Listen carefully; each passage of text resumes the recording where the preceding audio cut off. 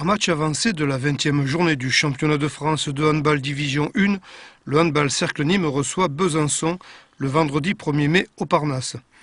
Un match qui fait suite à une série harassante et qui se joue sans Mariama Signaté blessée à Arvor et sans Julie Goyorani. Madalina Simulé pointée pour sa part présente sur la feuille de match, mais ne bénéficiait que de très peu d'entraînement.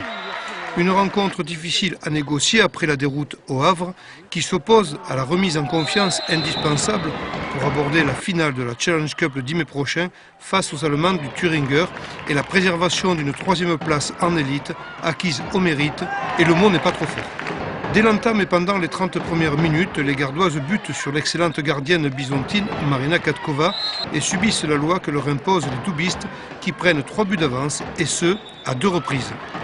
Pas de panique cependant dans les rangs nîmois, mais quelques difficultés pour passer le mur de Besançon, malgré une veille efficace début nîmois bien gardée par Niki Uba, qui signe pas moins de 15 arrêts. Aussi, il faudra attendre 15 minutes pour voir les filles de Manuela Elie prendre l'avantage grâce à un 4-0 providentiel initié par un penalty détourné par Linda Hansen qui signait une très belle deuxième mi-temps.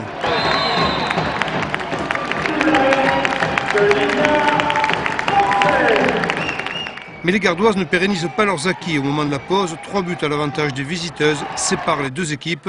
Résultat 8-11. À la reprise, Besançon est soumis à une déferlante nîmoise. On est alors dans un autre monde, dans un autre match.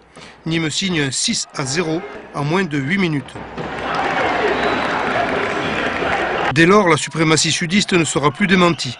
Malheureusement, les quelques 400 spectateurs qui avaient fait le déplacement voient les joueuses locales retomber dans leur travers et concéder 3 buts à leur adversaire. Malgré tout, Nîmes finit devant et se montre inaccessible. Mais c'est bon, je crois que voilà. Et dans les bras de Linda Hansen pour démarrer, retour à l'envoyeur. Et c'est la fin de ce match.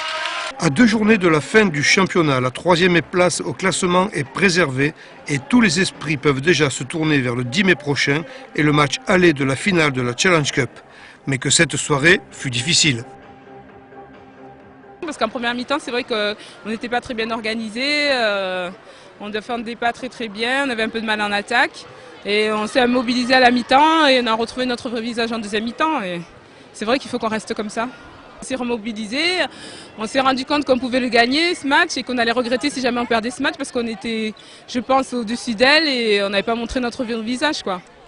Première mi-temps, on est vraiment passé à travers, un peu à l'image de notre match contre le Havre, où c'était vraiment pas bon du tout.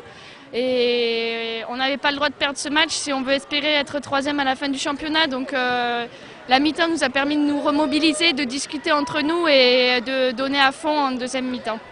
C'est qu'on ne se prend pas la tête, on est toujours un groupe aussi soudé dans les moments forts et dans les moments difficiles. Donc cette motivation de groupe fait qu'on arrive à rebondir assez rapidement quand même.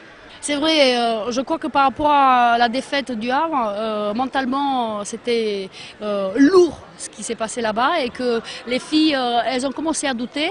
On a eu quelques petites journées où on a pu s'entraîner à se mettre dans ce match-là.